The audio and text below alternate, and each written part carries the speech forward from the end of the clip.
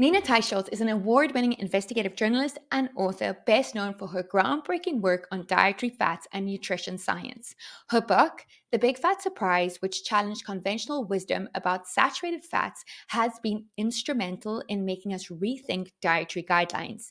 Nina's rigorous research and reporting have earned her a reputation for credibility and courage in challenging established norms. In addition to her writing, she is an influential voice in the nutrition policy space as founder of the Nutrition Coalition, a nonprofit organization advocating for evidence based dietary guidelines. Through her books, articles, public appearances, and policy work, Nina has sparked important conversations about the impact of diet on health, questioning the scientific integrity of dietary guidelines and advocating for transparency and rigor in scientific research. Thank you so much for joining me at RevitaFest. It is such an honor and a pleasure having you with me. So today we want to figure out exactly what the deal is with saturated fats. Your book, The Big Fat Surprise, is a seminal work that has been credited with starting a re-evaluation of saturated fats and vegetable oils in our diet.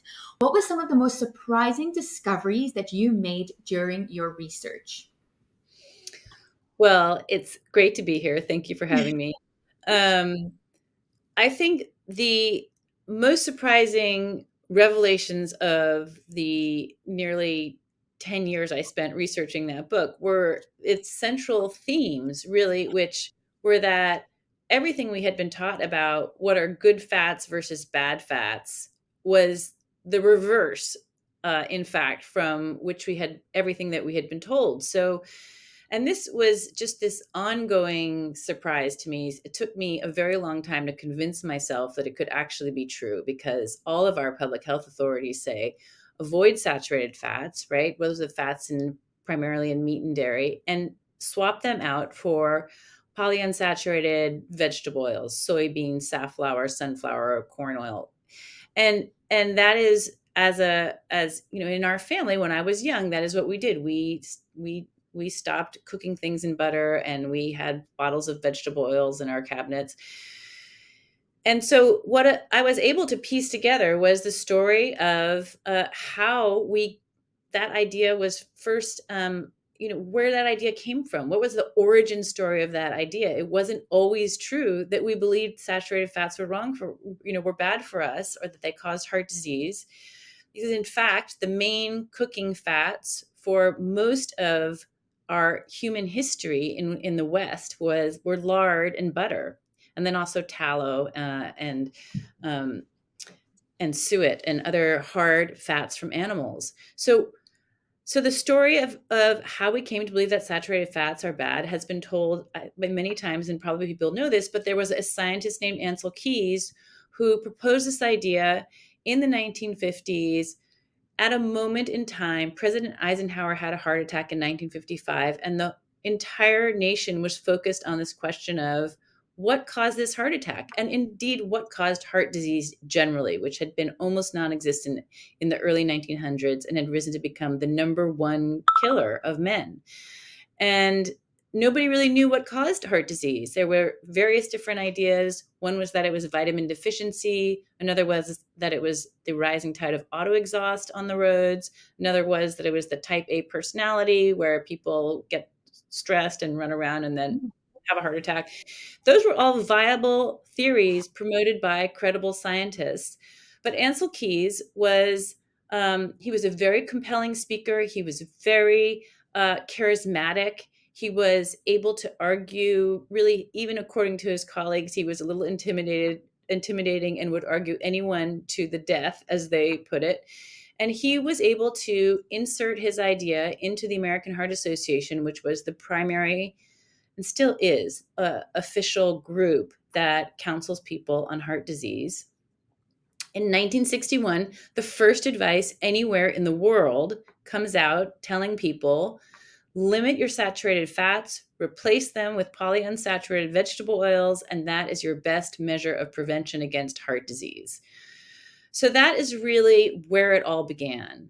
even though we think these ideas have been with us forever, as long as anybody can remember. But that was the start of what was called his hypothesis, the diet heart hypothesis. And one of the interesting stories was how that came to be adopted as official policy when really there was only the weakest of evidence to support it. And then the next chapter of the story is that that hypothesis was tested more than almost any other hypothesis in the history of nutrition in the most rigorous kinds of studies called randomized controlled clinical trials by governments all over the world, including our own. On some 67,000 people were in clinical trials lasting up to 12 years. So this was this huge effort to try to show that Ansel Keys was indeed right. And none of those trials could really confirm his hypothesis. And I mean, this is the quick version of the story, but these were all studies where they took out, instead of regular meat, they had soy-filled meat, whatever their version of the Impossible Burger was, and soy-filled milk and soy-filled cheese. And the group eating the regular American diet had up to 18% of their calories as saturated fat. So that's what we would consider to be a lot of saturated fat. But in all those experiments, the people on the soy, the vegetable oil diets, they did not live any longer. They died just as much from heart attacks and heart disease. And in the vast majority of trials, there's really no strong signal that even heart attacks or other kinds of cardiovascular events could be prevented. So what happened with all of those trials is like an amazing story, which is that they were pretty much sort of suppressed and ignored. They weren't included in review papers that roundups of all the scientific studies. There's one paper that wasn't the largest ever trial, wasn't even published for 17 years because the researchers, they said there's nothing wrong with the trial, but we were just so disappointed in the way it came out, which reflects a kind of dominant thinking at the time, which was everybody had gotten behind Ansel Keys's diet heart hypothesis. So information coming out to the contrary just couldn't be reckoned with, couldn't be accepted. The National Institutes of Health, the American Heart Association, all these major organizations were behind the diet heart hypothesis. So it wasn't until really the work of Gary Taubes, another journalist like myself, and my work, that these trials were unearthed and sort of brought back to light. And scientists all over the world started looking at this data saying, oh, we didn't even know this existed. All this incredibly rigorous, important data on these 67,000 people. And that resulted, that kind of reevaluation of saturated fats that's taken place since 2010. So we're on 13 years now of this data being reexamined. There's now almost 25 review papers looking at this data saying, you know what, this does not support continued caps on saturated fats. This is papers by different scientists all over the world. So the take-home message is really the science never supported this idea. It's been tested. There's sort of a saying like the more money you throw at an idea, the more studies you do. If you can't show an effect, you really, that means the effect really does not exist. The effect of saturated fats on heart disease just cannot be shown, despite all the efforts to prove it true, just cannot be shown to be true. And what that means for people like you and me is, should we avoid meat and regular dairy and full fat yogurt because of the saturated fat content, like we've been told? And the answer is no. Those foods are healthy, and avoiding them actually causes harm in the sense that, like, let me just give you an example, like low-fat yogurt. Anytime you take the fat out of yogurt, you have to put in to replace the fat gives it texture, and it gives it a nice mouth feel, it's called in the industry. So if you take out the fat, you have to put in all these fillers, and those are carbohydrates. So low fat products tend to be higher in carbohydrates, which drive obesity and diabetes and other diseases. So you've added carbohydrates when you get to low fat products. And the other thing is, saturated fats come in foods that carry with them like protein, essential nutrients. You don't want to be avoiding those foods. Like, just another example, red meat is much more nutrient dense than chicken. It just has a lot more nutrients in it. So if you're going for low fat chicken, you're missing out on all those nutrients, B vitamins, heme iron. I mean, we've harmed ourselves, I believe, by avoiding these foods based on their saturated fat content. So that was a big long answer.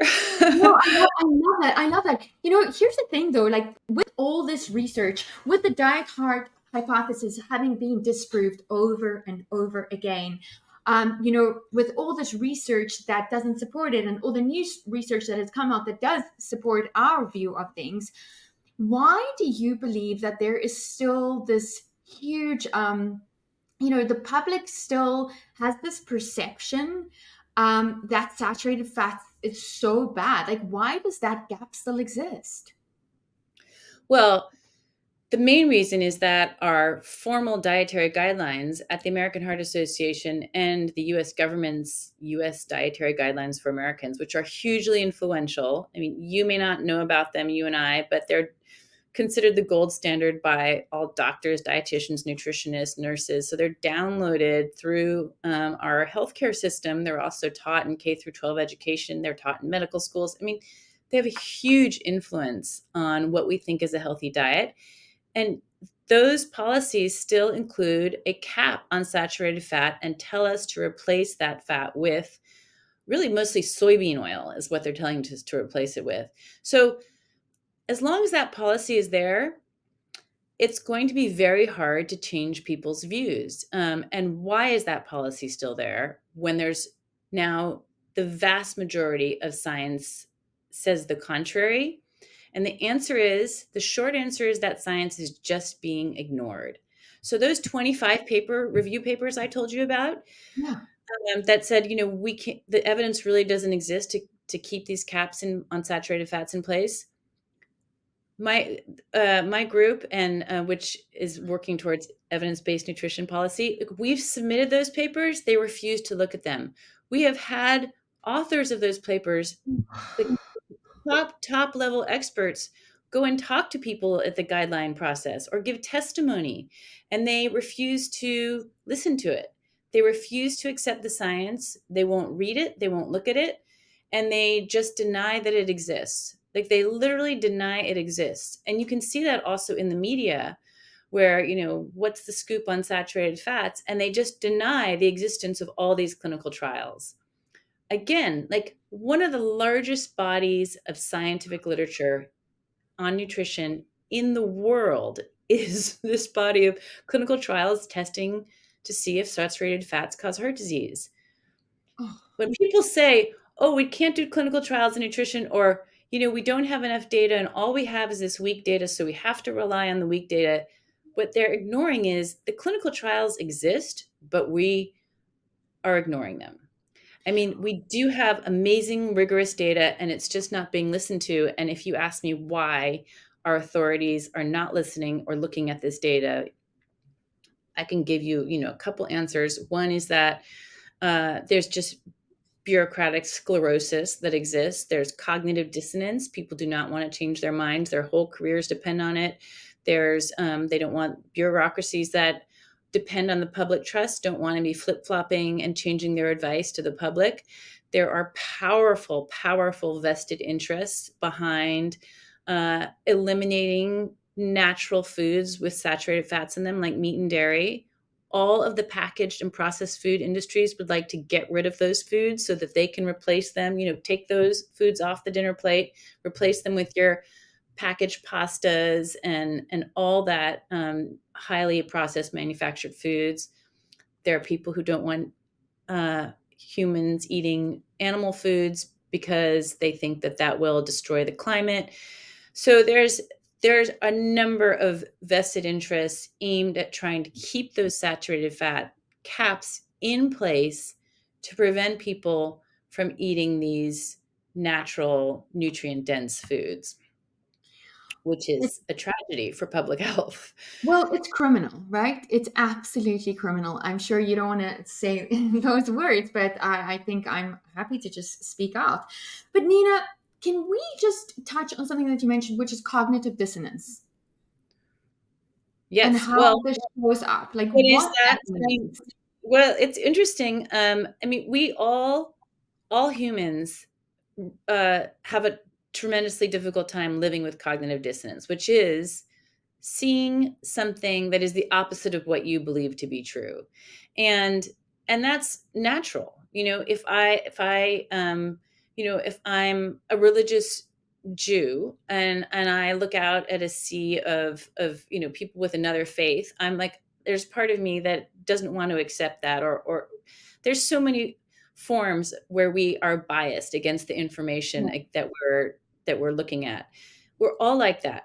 But scientists are really trained to resist those biases and to question themselves. Um, so a scientist's obligation is to look at the new data and say, I have to challenge my ideas. It may be that I'm wrong. That's the original training. That's what the philosopher, scientist Karl Popper writes about. But science is a process of trying to rigorously disprove oneself. But that really has gone out the window in nutrition science and probably in other disciplines as well, where what we see instead are scientists who build their careers on a platform of promoting certain kinds of ways of eating, and then they are very selective about only looking at evidence that supports those beliefs. And they are resistant or even hostile to contrary evidence. So, I mean, I've certainly experienced that trying to bring the evidence forward with saturated fats. I mean, either they just deny it exists or they attack me Yeah, personally, like ad hominem attacks against me as a person, which is just a way of avoiding the actual science and the data. So it's disappointing to see, because I think, like, when I started out, and I think most people think that science is this calm, sober, rational discipline where scientists are considering evidence to the contrary. And instead, what I found are that scientists, their motivations to be famous, to have careers in the spotlight, and to get research grants, and that they are just as ambitious and motivated to succeed regardless of the science, what the science says, just as much as really in any other field. human nature, huh? I mean, it Human just, nature, right? It is human nature. And it's not, again, like, it's certainly understandable, but the idea that, and Ansel Keys really started this in nutrition, where he would say, I should be right until proven wrong, right? Whereas, and actually in science, a hypothesis is the opposite. You are wrong, and you can never really be proven right. You yeah. have to consider your hypothesis is wrong until you slowly can accrue enough evidence that you can say, well, maybe this is on the right track. But instead, no matter what evidence came out to the contrary, he would sort of dismiss it or bat it away, or he also would attack people on a personal level as a way of trying to keep his own ideas, paramount. So, I mean, there's a story, when John Yudkin, the professor, the English professor who wrote a book about sugar and proposed that it was sugar, not fat, that was the causal agent in heart disease. And Ansel Keys's own data in a study called the 7-Country Study, showed that sugar was the most closely, or sweets and desserts was how it was characterized, was the most closely associated with heart disease, not fat. He ignored his own data, and he really attacked John Yudkin. He accused him of being financially motivated. He made all kinds of personal attacks against him. I mean, Oh, this behavior in nutrition science has been going on for decades. how And it's awful. not a pretty picture. And again, it really doesn't serve the public interest, because people are confused, and for the most part, they truly do not understand the nature of all the forces that are at work here. Like they just don't understand all the vested interests and all the personalities and all the players. That's what I try to get at a little bit in my book, to show people what a what a thicket's nest of interests are behind this. That's my dog shaking his color. That's amazing.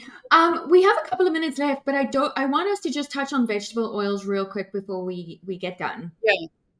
Well, um, so one the other thing I did in my book was to chart, well, what replaced saturated fat. Yeah. So I researched and unearthed the whole history of how they came into the U.S. food supply. They originally were machine lubricants for the Industrial Revolution that were used. They were, originally cottonseed oil was the main one that which oil was a byproduct of the cotton crop, and that's how they came to be used in America. Then they were entered the food supply as Crisco when Procter and Gamble figured out how to harden the oil and make it into something that was kind of solid and white and looked a little bit like lard. So they advertised that and sold that to American housewives as the lard replacement. And then sort of fast forward, I mean, over the 20th century, in terms of consumption, they're the fastest growing food stuff in the history. I think in American history, nothing grew to be consumed. The rate of consumption was the fastest of any other food stuff in the 20th century, such that like 8 or 9% of all the calories that we eat come from these polyunsaturated vegetable oils. It's a big, complex story, but one of the things that I really went into in great detail in my research was about how these oils are unstable. They're unstable even at room temperature under conditions of light, but especially under conditions of heat. Think about your science experiment. When you turn up the heat, it heats up the reactions. It causes the oils to degrade and to cause hundreds of oxidation products. Those oxidation products drive inflammation in the body. The oxidation products, like in a piece of fried chicken, say in McDonald's, they fried in vegetable oil. It's been found that those degraded oxidation products enter into you absorb them when you eat them. They pass through the blood-brain barrier and they drive inflammation, very likely to cause, they've been shown to create these toxic chemicals that are linked to cancer and heart disease. So, and in the clinical trials that I told you about, where they replace saturated fats with the soy burgers and the soy-filled milk and all of that, which were much higher in vegetable oils, in half a dozen of those trials, again, rigorous clinical trials that involve testing people, the people on the vegetable oil diets died at higher rates from cancer. So that's like what we would consider to be rigorous data. And yet we're still told to eat these oils in pretty large quantities and to fry in them. There's really very little. There's sort of as I think we're all aware, like a subculture about seed oils now. Yeah. That I think my book opened this whole, let the genie out of the bottle on this. It's now just become this big movement. But in the scientific community, nobody's really talking about it yet. I mean, it hasn't sort of made its way up to the scientific community. And that's because I don't think that the scientific literature, I mean, outside of my book, what I put together, which is, a book for the lay person, there really isn't in the scientific literature. There's just not enough that's been documented on this. I hope that's Oof. helpful. Yeah, I mean, Oh, I think the take-home message is, which is like I was just going to ask. get the bottles of vegetable oils out of your pantry. If Yeah. you need to use an oil, use olive oil because it does not have as many double bonds, less prone to oxidation. Avocado oil is another good one. And then for your cooking, use solid animal fats. So go back to the old-fashioned fats our grandparents used, which is lard, tallow, suet. There are great renderers who make these products now, and they don't oxidize. So they're much, much more healthy. I love that. Nina, one thing that I think is really challenging is eating out. because most restaurants use these seed oils. Do you have any recommendations when it comes to like going out for dinner or lunch or? Yeah. So, that's a good because most restaurants will use vegetable oils. One of the reasons that they became so popular is that they're cheaper than animal fats. And restaurants use them, and they're also recommended to be healthier. So that's even high-end restaurants will use them. So sometimes I will say I'm allergic to vegetable oils, which is Right. kind of true. You sort of make me sick now. And will you cook my fish or whatever? Will you please cook it in butter? And, you know, I don't know what happens back in the kitchen, but often if you say you're allergic, that makes them take it a little more seriously. Yeah, So I would suggest that. I mean, in terms of fast food places, there's really nothing you can do about that. Um, absolutely. and it's worth paying attention to how you feel when you go to those places. It may not be, it may not be the quality of the meat. It might be the fact that the food was all cooked in vegetable oils. Absolutely. So yeah, I mean, it's hard to avoid. There's something called there's a new app, I forget, seed Yeah, oil. I've Do you got know it. that? Yep. Yeah, it's going around trying to list restaurants that do not cook in seed oils. Oh yeah, you've got it right It's there. called seed oil scout. I literally cannot eat at any restaurant in a 50-mile vicinity of my house. Well, that's really convenient as a mother of two children. Absolutely. Well, it's made me just realize that I just really need to cook at home as much as possible, which is not always easy, but yeah. Yeah. Well, we do the same. I mean, we do that more and more. So, I mean, it's not good news for it makes life more difficult, but it's also another source for people who are don't understand what is driving their sort of autoimmune conditions or inflammatory feelings like, arthritis or it's really helpful to get seed oils out of your diet. Absolutely. And then the limit on red meat consumption. Last question, I promise. So there is no rigorous evidence to show that red meat is bad for health. There's, as I said, the original reason we avoided red meat was due to saturated fats. The evidence on that has really does not exist. There's a World Health Organization report that says it causes colon cancer, colorectal cancer. That is based on incredibly weak, what's called epidemiological evidence. So just a tiny weak association. And the most rigorous reviews on red meat remain these top level systematic reviews that were published in the Annals of Internal Medicine. And they concluded red meat does not cause diabetes. They said insufficient evidence, very low quality evidence, and very little of it to show that red meat causes diabetes, heart disease, obesity, any kind of cancer. So the evidence is just not there. And it's an ancient food, right? We've evolved eating meat. How is it that something that is an ancient food could cause the modern diseases that now afflict us? So, I Absolutely. mean, there's so much evidence.